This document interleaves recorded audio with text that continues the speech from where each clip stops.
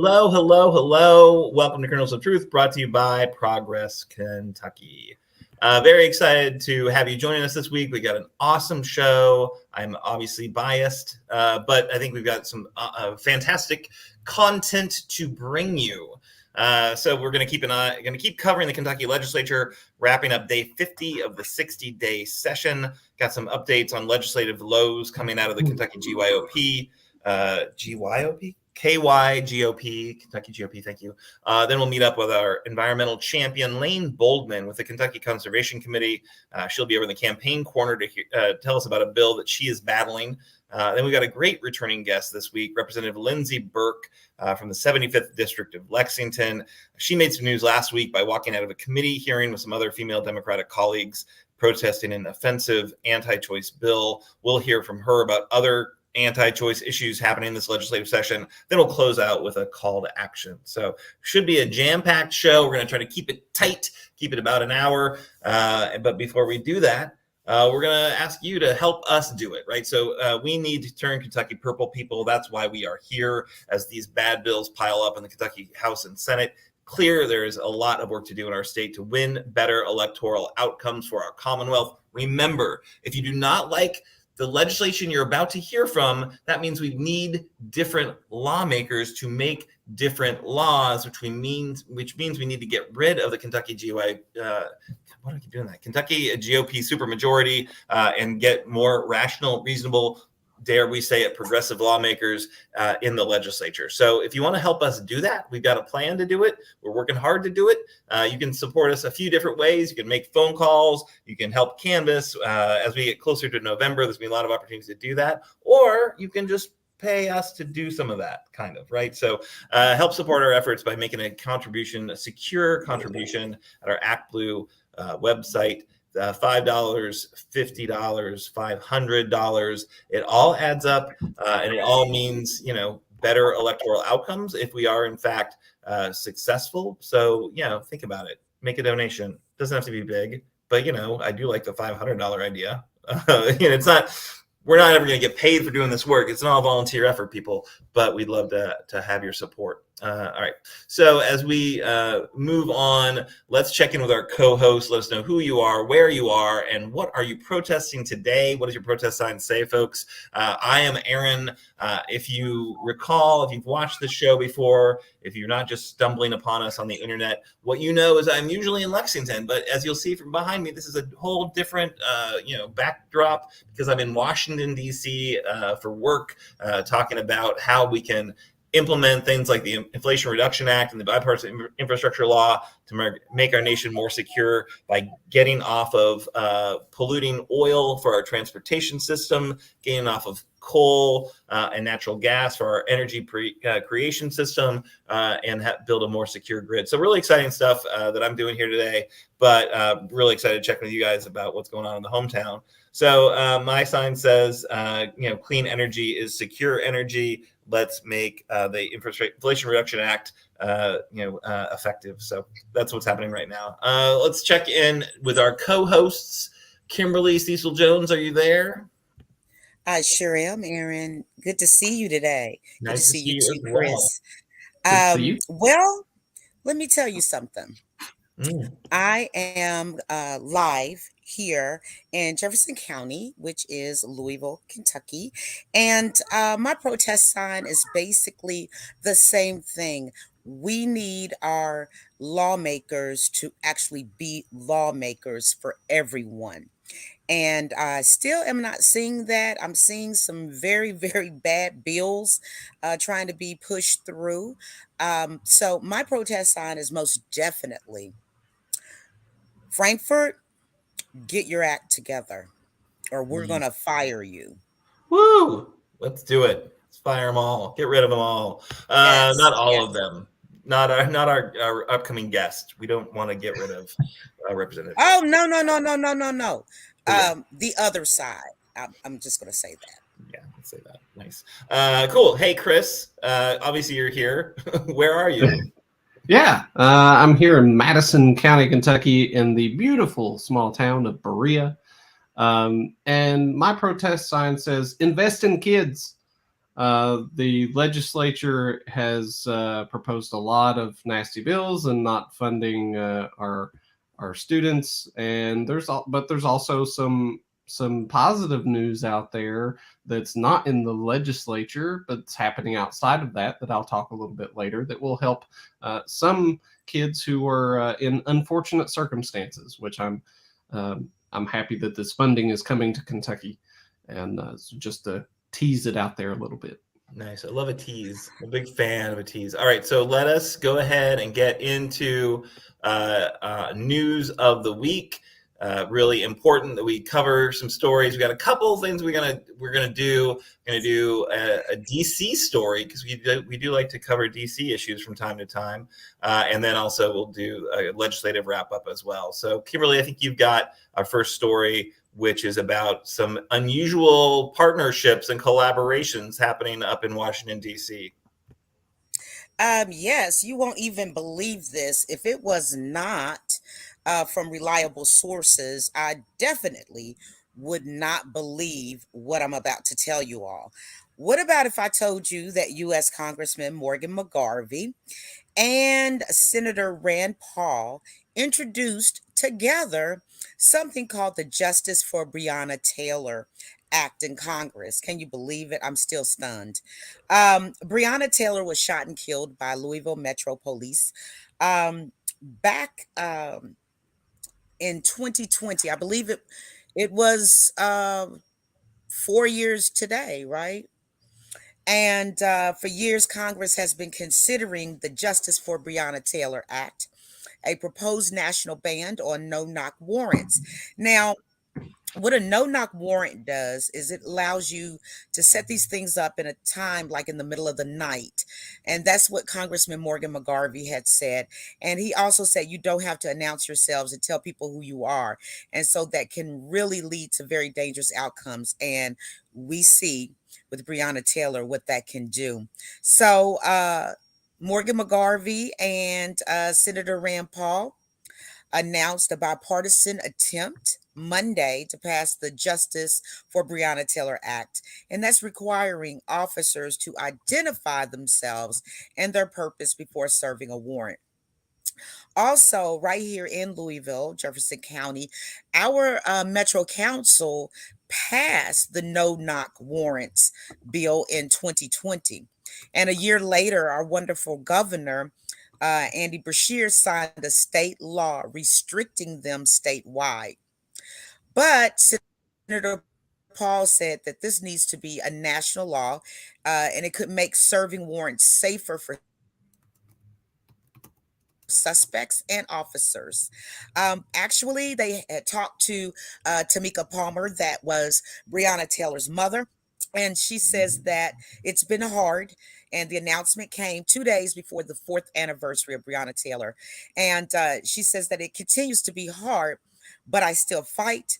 And I still make sure that what happened to Breonna doesn't happen to anyone else. So it's great to be known in Louisville for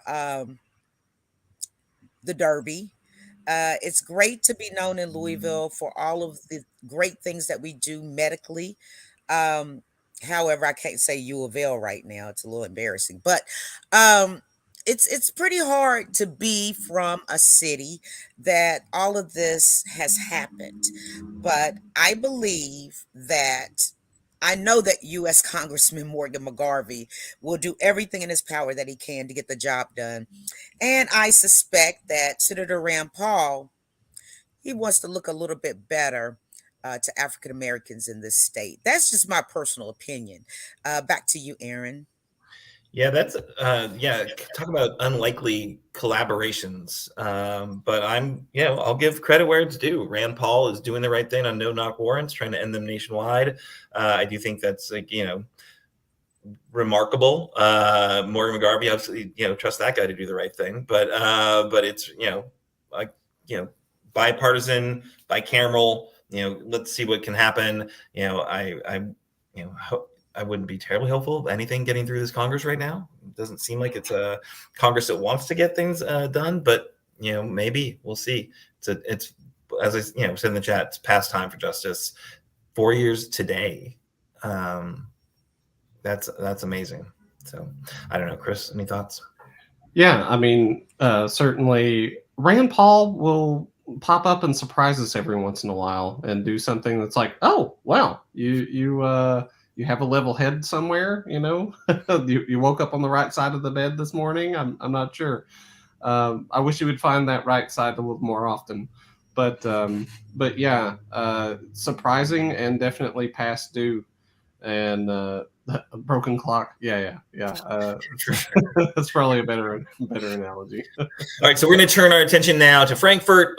We've got, anyone who's stumbled across the show, watches this show regularly, we are tracking a ton of bills right now in the legislature, and they are, a lot of bad ones, right? So the one and only Doug Price of Doug Price's Right fame is keeping our worst bills of KYGA 24 updated twice a week-ish, where we've got 30 bills being tracked. 5 of those have passed the House, 11 have passed the Senate, 1's passed both chambers. HB 18, which we talked about last week, that's the one that allows housing discrimination. That one is also vetoed by the governor and then promptly overruled, unfortunately. And now quick updates. House Bill 5, which is the kind of adding more, cracking down on more and more crimes, making homelessness basically a crime, sleeping in public, camping in public a crime. New analysis shows it would cost the state more than $1 billion over a decade to enforce. That's the Kentucky Center for Economic Policy. But the cost is secondary to the harm that it's done to the people who'll be imprisoned longer and enter prison younger. So that bill, continuing to watch that. It was assigned to the Senate Judiciary Committee on February 7th. It's not had a hearing yet, but we understand that Senator Westerfield is trying to make some changes to the bill. Maybe they will improve it. Hopefully they will improve it. We found the language in the bill was cut and pasted from a similar bill in the Georgia legislature. Turns out, Kentucky General Assembly is not doing their own homework. They're stealing from other states, bad ideas from other states. A lot of organizations are trying to make changes to this bill or kill it completely. But we do need to keep an eye on this one.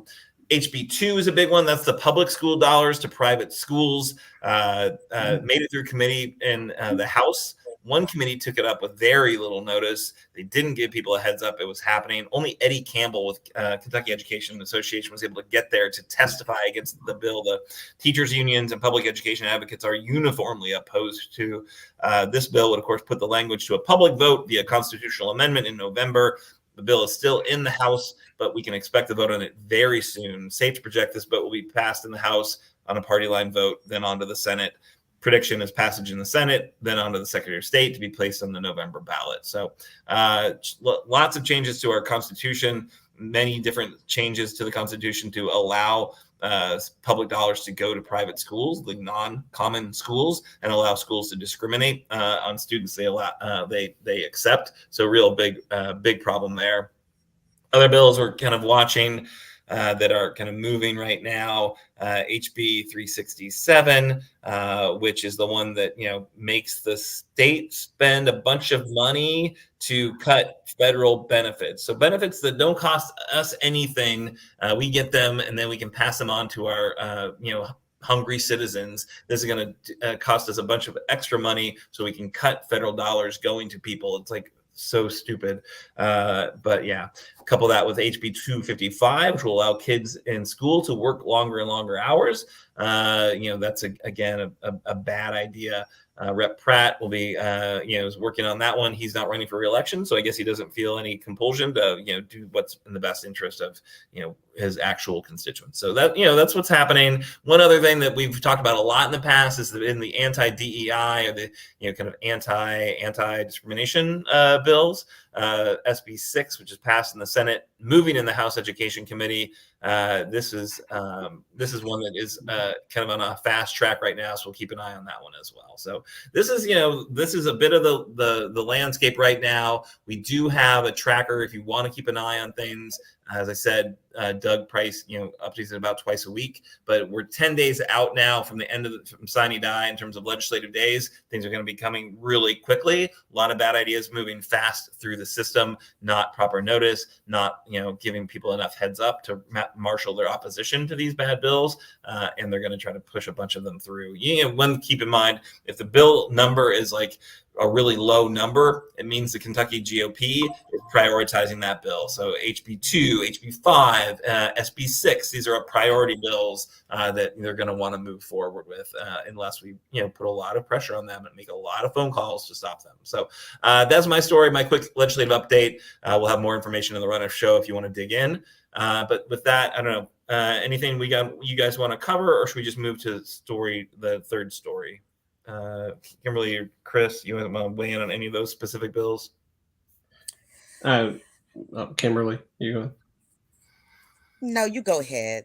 I was first in giving my protest. Yeah, the big thing, it's a tremendously long list of awful bills that are going through, and being a teacher, like the constitutional amendment to put on to try to get public school funding to go to private schools is a huge one for me. We don't need to be giving our public money, any more of our public money, to private institutions. It's just going to end up in the pockets of wealthy people, and that's the only reason that they're doing it. And definitely fighting hard against that and many other these awful bills. Yeah, for sure. So sorry. All right. So sorry. What's that, Kimberly? Yeah. Senate Bill 6, as far as it's been passed in the Senate, and it's moving to, like you said, to the House Education Committee. The anti-discrimination, equity, whatever the case may be, inclusion. And then you said something about one white student at UK testified that she felt discriminated against because of policies that try to be inclusive for all. And the only thing that I'm going to say about that very, very quickly is I wish I had that meme. I'm going to find it, and you can put it up one day, Aaron. But it was like two people getting ready to run a race, okay? And the Caucasian person is running, and then the African-American person is like running, but they got to go over the horse. They got to jump through here, and they have some chains on them. And when we look at the rates of loans at banks, when we look at how things are going in companies, and also the Black Lives Matter civil rights movement, not the organization, but the movement seems to be dissipating at this time. Like, everybody is just like fed up with it. But let us not forget what happened with AT&T. There was a Caucasian man that said that a woman of color, I don't know, I can't remember, she was Hispanic or African, I cannot remember, but they gave this woman the job, and he sued AT&T, and actually he won. Yeah, lots of bad ideas. I think actually it's going to be taken up tomorrow. I think that the anti-diversity bill is going to be taken up tomorrow. I did just get alerted in the chat, and I put the story in the comments, but the school choice, the pro vouchers bill, the public dollars for private schools, that did pass the House today. So so lots of moving. These are moving targets, are moving quickly, and there's lots of bad ideas that are moving forward quickly, unfortunately. So we got, Chris has a ray of hope for us, though. So let's do your story before we get too down in the dumps about what's going on in Frankfurt. What do you got, Chris? So there is a little bit of sunshine in all of this muck, and it's called Opt-in for Families. And so the Doris Duke Foundation is giving Kentucky and four other states $30 million in grant funding to build supports for families who fall through the cracks in the child welfare system. So exciting that we're in this early phase of trying to pilot this program, Opt-in for Families.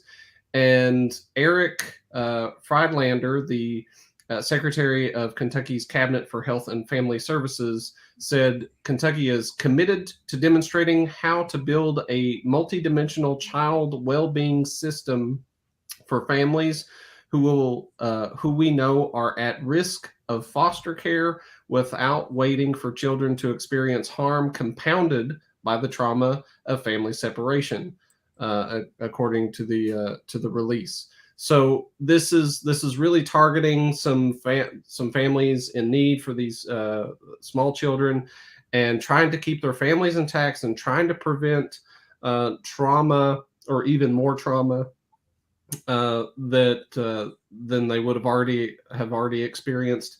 And so that means more social workers and things going out and trying to help them and getting them the resources they need to stop whatever is going on with inside the home, so those kids can stay with their families, and hopefully their families be better off with these services and being together.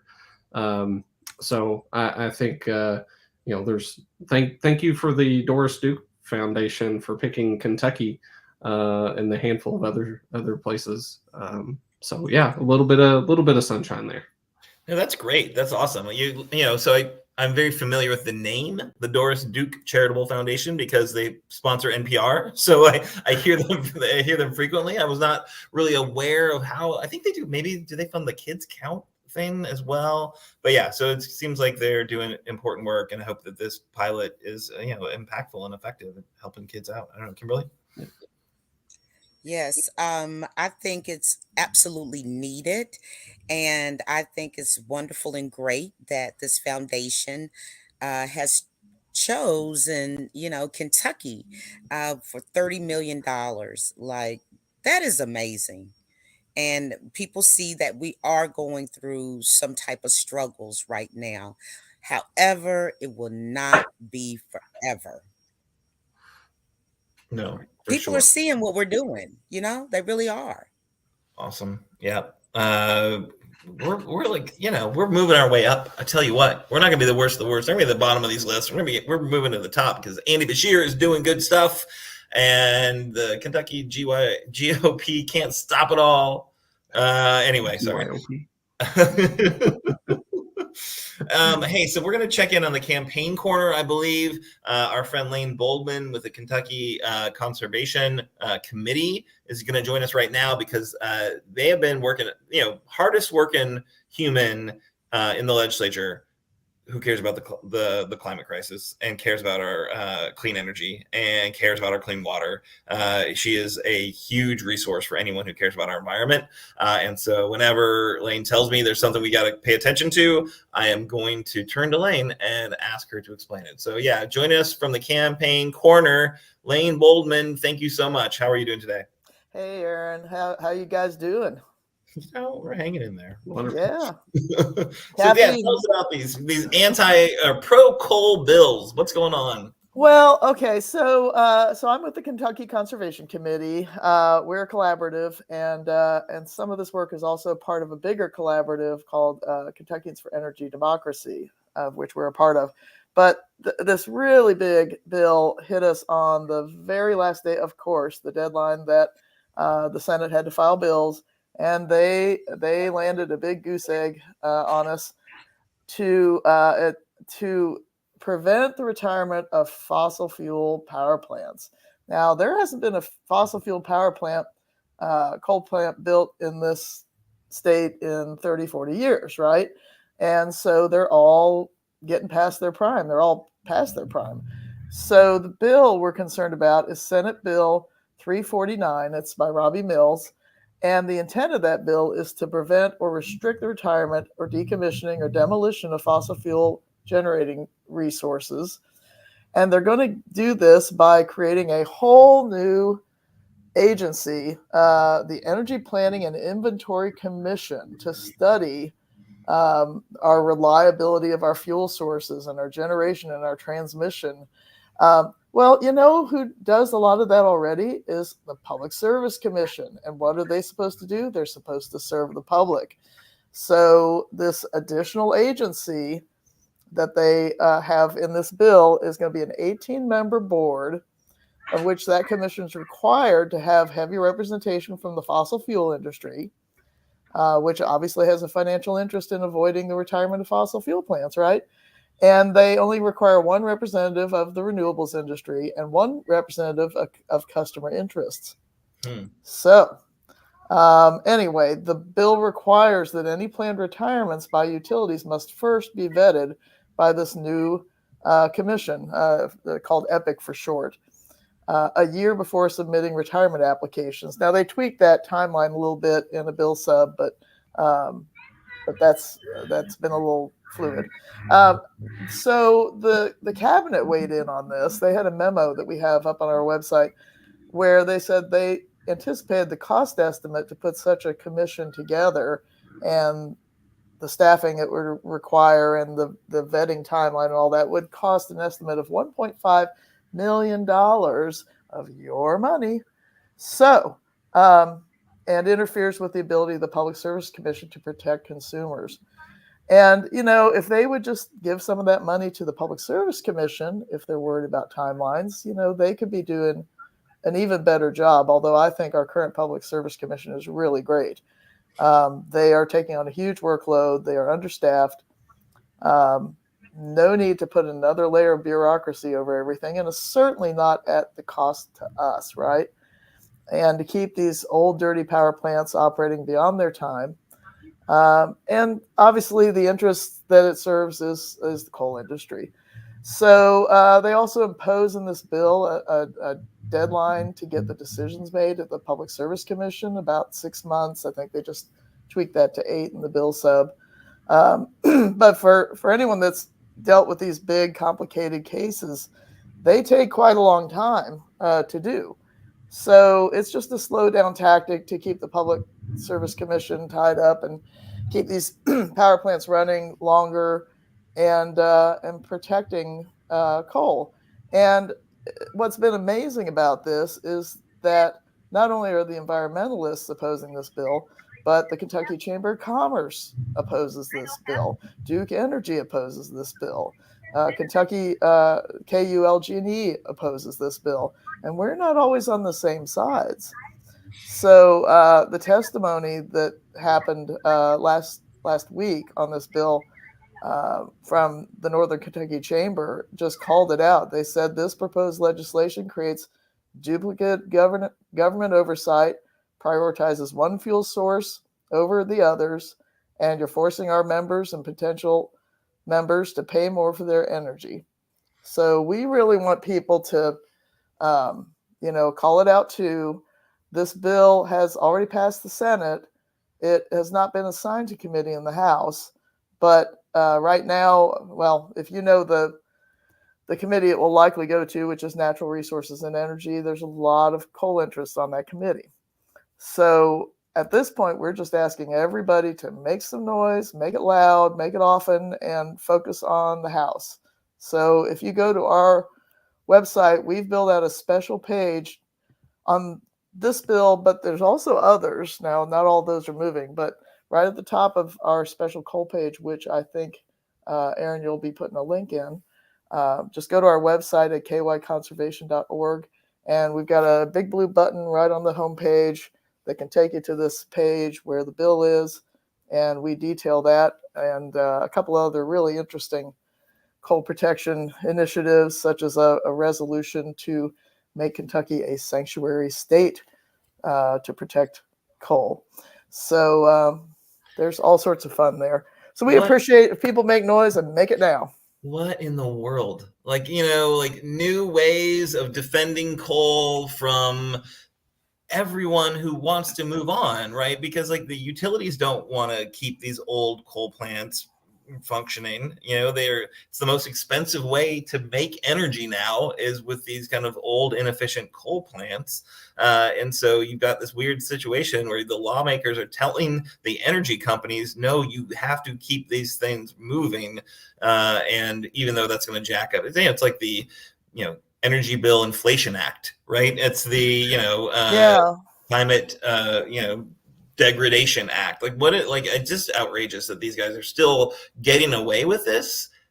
very outdated, very like, like it's just past time to move on, Well, and I've done a lot of work in the coal fields. I totally get the transition problems that need to be addressed, and we're trying to work on that too. But this is basically Senator Stiver's bill. He's pushing it, and he said, well, these power plants still have some life in them. And I've been saying to folks, well, when you know that your car is ready for getting changed over, you don't wait till it totally breaks down, right? You don't wait till it's all rusted out.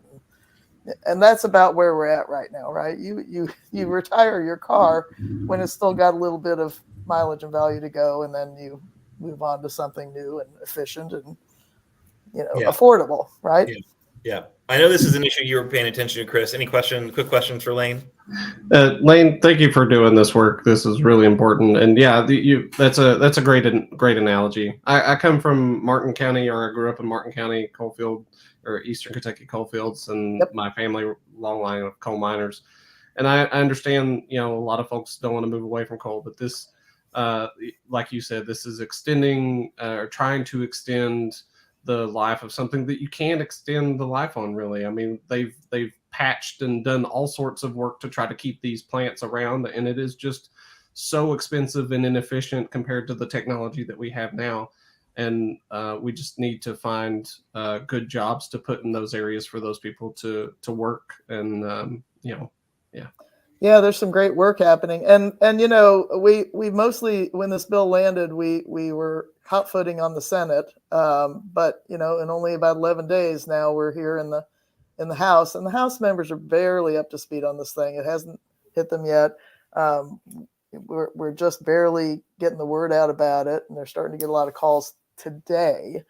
So we really need people to jump in there, make calls, send emails. This is going to affect all your bills, particularly if you're in the LG&E or Duke Energy territories. But 1.5 million to set up an agency that's redundant and heavy with coal interests comes out of everybody's pocket. Small government. Any thoughts you want, Kimberly? Anything you want to add to the conversation? Well, Lane, it's so great to see you on the show again, and always so knowledgeable and making things plain so that someone like myself can understand it. I just really appreciate the work that you're doing. At least somebody cares about the grandchildren that I don't have just yet, and I just appreciate you. Well, I appreciate all you guys. You guys are doing a tremendous job keeping people up to speed too. Awesome. Well, Lane, thank you so much. We put that website, we put it in our comments. It'll be on our show notes, but we'll encourage everyone to use those resources that you put out there, because they really are just a huge, renewable resource for our state, for sure. Anyway, all right, so we're going to need to move on, because we've got, as I said before, a packed House. We've got Representative Lindsey Burke, who is going to be joining us as our guest this week. The 75th District of Lexington, Kentucky 75th District, which is part of Lexington.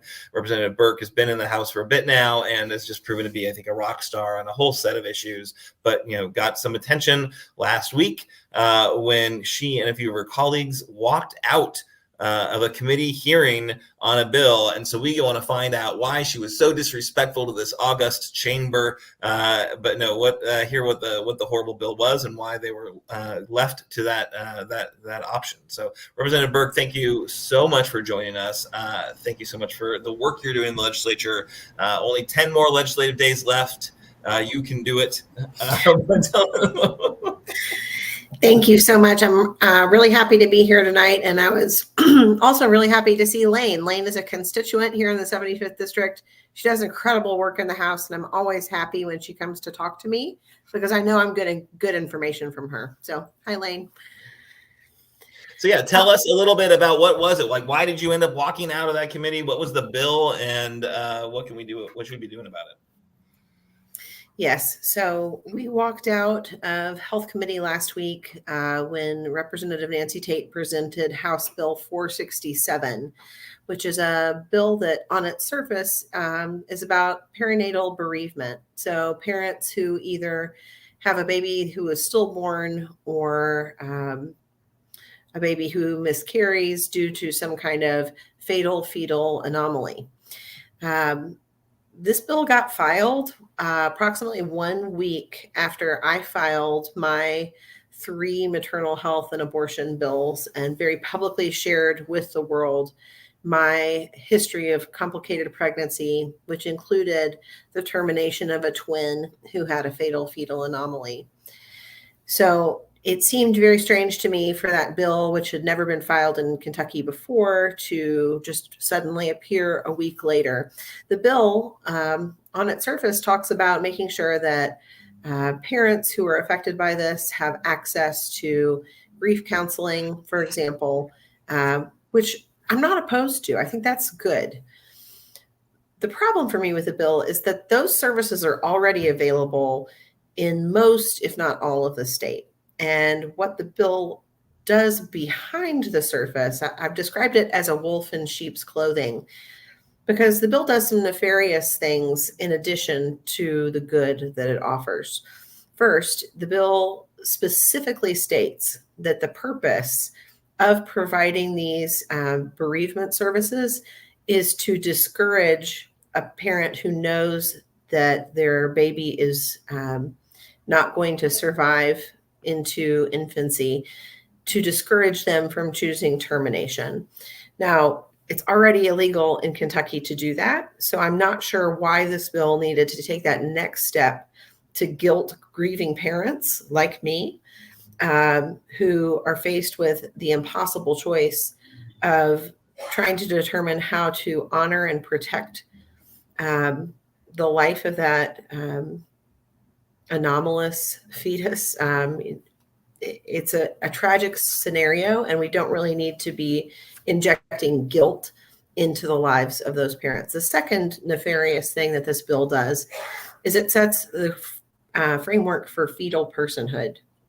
So we've seen in Alabama recently that their Supreme Court determined that frozen embryos could be treated as people. That is a step further than any other place in the country has taken. But this bill defined baby to include unborn fetuses. And to me, while you may, as a parent, think of that as your baby, that's great. That's how I thought of every baby that I've carried. But there's a huge legal distinction between a fetus and a baby. And while the court has eroded the sort of framework of viability and things like that, bills like this that set us up to think of unborn beings as people with equal rights, that's really dangerous for access to reproductive care. So those two things are there in the bill: fetal personhood and an active discouragement of seeking treatment outside of the state if you determine that it's in your best interest or the best interest of your baby that's going to die to end that baby's suffering by choosing an abortion. So I knew that bill was coming, and it wasn't until the night before that I got so up in arms about it. I started reaching out to my colleagues who were on the health committee with me, and also to our House Democrat leaders, to try and come up with the best way for us to handle that bill. We needed an opportunity to address the problems with the bill, but knowing the sponsor and knowing the climate in the health committee, I didn't think that we were going to be set up to have a meaningful discussion. In fact, I worried that it would be just like every other committee meeting that gets written about in the newspaper. Republican presents bill, Democrat questions bill, bill passes. That's how almost all of our legislative journalism in Kentucky goes, because that's the way the legislature is working right now. And for me, House Bill 467 required more than that. So along with my colleagues, I started to strategize. And finally, I made the ask for my 2 colleagues who were present. There's a third who was sick that day. She would have been with us. But I asked Representative Camuel from the 93rd District And I asked Representative Rachel Works from Louisville to join me in walking out when that bill was going to be heard. And we coordinated to have media meet us in the hallway so that we could talk to them about why we were walking out and actually share our perspective in a way that I didn't believe would be possible in the committee room. So that was really uncharacteristic. As far as I know, that's never happened in Kentucky. The legislators walked out in protest from a committee meeting. If it's happened, it has been lost to time, and we tried to find examples of that. But it was a big move. It was an opportunity for Democrats to reclaim some power. And what I mean by that is that we so often get steamrolled because of our small numbers.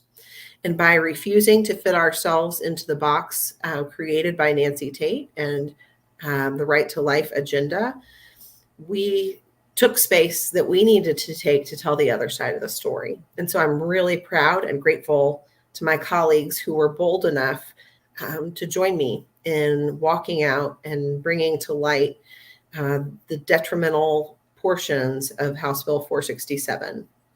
Yeah, that's powerful. And I'm sorry that, you had to go through that, because it definitely seems like, either just thoughtless or intentional. And I know there's a lot of folks who are doing some good bipartisan work on maternal health right now. Like, that's one of our, rays of hope, is that the Momnibus is getting some motion and getting and moving. Hopefully that'll make its way through both chambers and to the governor's desk. I know that you're a supporter of that, but it just seems like we are in a situation right now where the public's clear support for abortion rights is being absolutely ignored, right? We've got, and I'm going to just keep saying this until people in the comments tell me to shut up about it. Like, we passed statewide, we blocked a referendum, constitutional amendment to make it, remove all protections for abortion from the state constitution. Like, we as the voters did that. We voted against that stupid Amendment 2 a few years ago. And so what that meant to me is that we wanted protections for abortion in our state constitution. That has not panned out to be the way anyone seems to view that very clear intent by voters. And then just, last year we had a very hard fought fight for our governor, to reelect our governor. Abortion was front and center. The amazing ads that were run, very strong. People came out with very powerful stories. Dan Cameron was very clear about his position. Andy Beshear was very clear about his position. It was not a secret about who supported what in that fight. And Andy Beshear won his reelection by I would say a very strong margin in this state. So again, will of the voter, pretty clear. And where are we right now? You are dealing with a super majority that won't even let, you don't have a fighting chance to stop their horrible bills, and are left having to walk out because it's just going to be, once again, the same story. Democrats ask hard questions, opposed the bill, got rolled on issues that are very clearly, I think, out of step with where the electorate is in Kentucky. So it's infuriating to me. And we really, I think November is our chance to connect House members to their votes on abortion and ask the tough questions and get them on the record. And if our state actually wants to support abortion rights, the only way to do it is to throw out a bunch of these Republicans who are blocking that access to that public health care. And it's just I'm sorry, I'm getting off my soapbox. No, I completely agree with you, Aaron. And you don't have to look too far to find how out of sync the GOP is with Kentuckians. I just made a quick list of the bills that are going through this session that are promoting right to life type causes. So House Bill 346, that's probably going to be heard this week. It's sometimes called the Baby Olivia bill. That's a requirement to show video, and they recommend something called the Baby Olivia video, which is produced by an anti-abortion group called Live Action. We had many experts come and share with us that the information in that video is not medically accurate, but still, Nancy Tate thinks that that's the very best thing we could show to children. So the Democrats have proposed, I think it's 10 amendments. All of them are going to be taken as hostile, even the one that says only that we would add the words medically accurate to the video. So still show a video to teach kids how babies grow, but do so in a way that's accurate. That accuracy apparently is hostile. You mentioned the Momnibus bill already. I am extremely proud of Representative Sarah Stalker because that is really her handiwork. And Republicans are going to take a victory lap on her hard work for a bill that Democrats have been filing for quite some time. Then we've got the House Bill 700. I hope that one's not going to gain any traction because it's going to be an ugly debate. For those of you who don't know what House Bill 700 does, in promoting the culture of life, this is providing specific benefits, really good benefits, but only if your mom is raped and she presses charges against the rapist. So if you are willing to put the scarlet R on your child's chest forever and say, yes, my child is the product of rape, then you can have access to housing, education, and many other important services that frankly should be available to everyone, but there's no appetite to do that. Then Senate Bill 110, filed by Whitney Westerfield, provides for child support for unborn fetuses. So this is yet another bill that looks at fetal personhood and trying to make it so that an unborn being has legal rights that are enforceable. Now, the thing about child support is there is already an avenue for a pregnant person to collect for medical expenses, that kind of care as they are, moving toward having a baby. So I'm not really sure why we need to change the child support statute to recognize the personhood of a fetus when all that stuff is already available. So there's no purpose other than to enshrine personhood into our law. Then we've got a host of exceptions bills. So Ken Fleming from Louisville, a Republican, he's filed an exception bill. It appears to be going nowhere. Then we had Senator Yates from Louisville, a Democrat, filed an exception bill. It seems to be going nowhere. Those are the things that voters asked for. And we see that people on both sides of the aisle at least heard it. Where's the will to get that done? So to that end, if House Bill 467 comes for a vote, we've prepared 3 amendments for that are already filed. The first, that's a bereavement bill. The first is striking the definition of baby that includes unborn beings. So just going back to a standard definition of baby, somebody who's been born.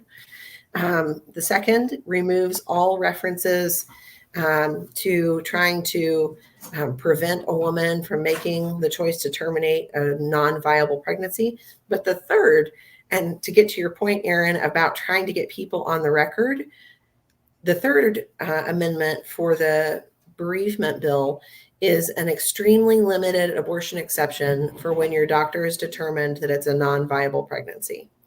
So we have every intention of calling a roll call vote to get every single one of the legislators on the record as to whether or not, in the extremely narrow circumstance that fetus is not going to survive, in that very limited circumstance, do you or do you not support the right of a woman to access abortion care? And if we see no votes from any of those Republicans who have done things like file bills about exceptions, you can believe we're going to be taking that to their districts and making sure that they know that their representatives are hypocritical and not there to do what the voters have required.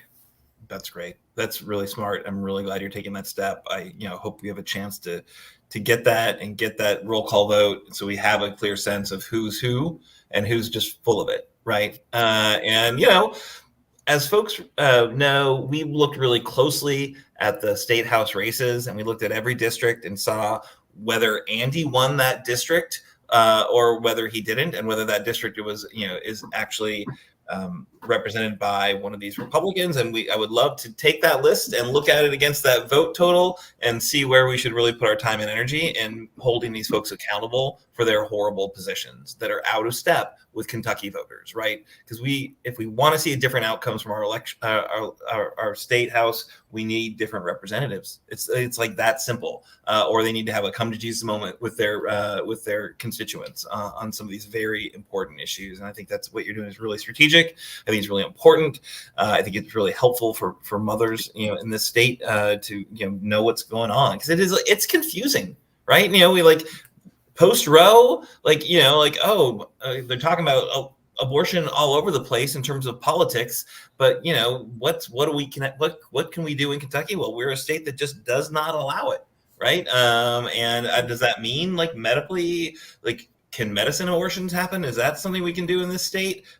I'm not really. I had to double check that, Aaron, and no, that's not available because it is typically not used for a treatment where the life of the mother is in jeopardy. And since that's our only exception, that would be the only time we could use it. And so that is effectively banned here in Kentucky. It's a really frightening landscape.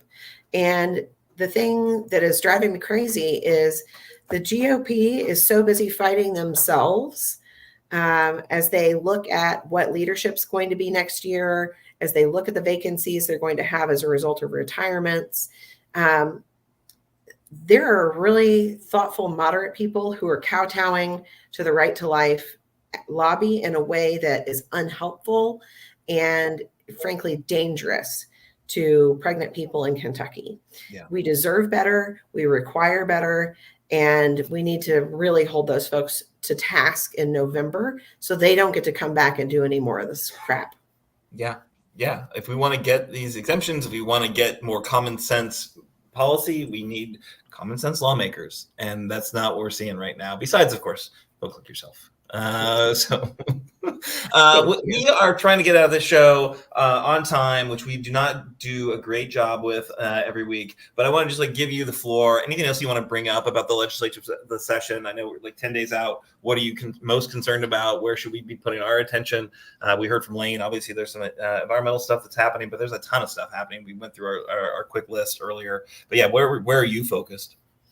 Well, just today we had the debate on the floor about House Bill 2. And the thing that gave me a little bit of hope in that debate is that the vote was close enough. We were 6 votes away from actually defeating that, which tells me that there's a divide among the Republicans. Putting a constitutional measure onto the ballot requires it's 3/5. So 60%. So they needed 60 votes. They only got 65. So that tells me that there's really probably not as big an appetite in their caucus as they're making it out to be. I think that bodes well for us in November, because even some of the Republicans said on the floor today, I'm in favor of letting people decide, but I'm against the amendment. So if they go out and say, vote no on this, and we say, vote no on this, then I think we win by a landslide, which is great. I want all the people who are paying attention to politics to start paying attention right now to how we are handling procedure. We just passed House Bill 509, which effectively created loopholes in our open meetings and open records law. It was sort of a fix bill for a court case that the Supreme Court decided, I believe, last year, basically said that our cell phones may be subject to open records requests if we're using them to transact business. So this bill attempted to clean up open records, but watch what we're doing, because right now the Kentucky General Assembly is actively flouting the law. We need a courageous person out in the community who is willing to file that complaint, because we're doing all the stuff that we need to do to lay the foundation for a complaint in Fayette Circuit Court. We need a complainant to hold us accountable. You get your attorney's fees paid, so you really have nothing to lose. And you can stop some of this terrible legislation if you hold us accountable. So hold us accountable. That is the thing I would beg from the public as we go through, because I guarantee you, as we run out the clock, we are going to break more and more rules. We are not going to act better and better. We're going to act worse and worse. And we'll keep complaining about it, but we need somebody who is willing and able to go to court to do something about it. Because I bet you once they lose a court case or two about this, you're going to start seeing a little bit better conduct. Yeah, for sure. All right. Well, that's a good flag for sure. Again, thank you so much, Representative Burke. Always a pleasure to hear from you. And thank you so much for the work you're doing in the legislature. Thank you. And thank you to all of you. I hope you guys have a great night. And thanks for having me on the show. Awesome. Yeah, such a fan. Such a fan. And I know we've got to jump really quickly. So I think we're going to turn to the call to action right now. And Chris, take it away. Yeah, this is our call to action. This is from our partners with KFTC. Call the legislative comment line and oppose Kentucky House Bill 2, a harmful bill that will put a Kentucky constitutional amendment on the ballot to allow public school funding to go to private schools. Over the past years, Kentucky courts have repeatedly interrupted sections of the 1891 Constitution as providing tax dollars from being spent outside the system of common schools, the Constitution's language for public schools. We need Kentuckians to let their legislators know that we won't take one step back for our public schools. It passed the House, so call your senator. Call the Kentucky Legislative Hotline, which is 1-800-372-7181. I'll say it again, 1-800-372-7181. Progress Kentucky is a nonprofit organization registered with the Kentucky Secretary of State and organized as a 501c4. We are affiliated with the Indivisible Project, the Commonwealth Alliance for Voter Engagement, CAVE, and are also proud members of the Forward Kentucky Network. Progress Kentucky's goal is to educate, organize, increase voter turnout, and advance a progressive agenda through civic engagement. Next week, we'll be joined by another wonderful guest, which we'll find out later. And production of episode 152 was by our multi-talented host and producer, Aaron. Big thanks to Nate Orsham, who wrote and performed our theme songs. You can find more information and music at natosongs.com. If you miss our weekly live stream on Facebook or YouTube, audio podcasts and our show notes are available on Apple, Google, Spotify, and whatever or wherever you get your podcasts. If you do listen to the pod, please leave us a 5-star review wherever you are listening right now. Logo and some graphic content provided by Couchfire Media.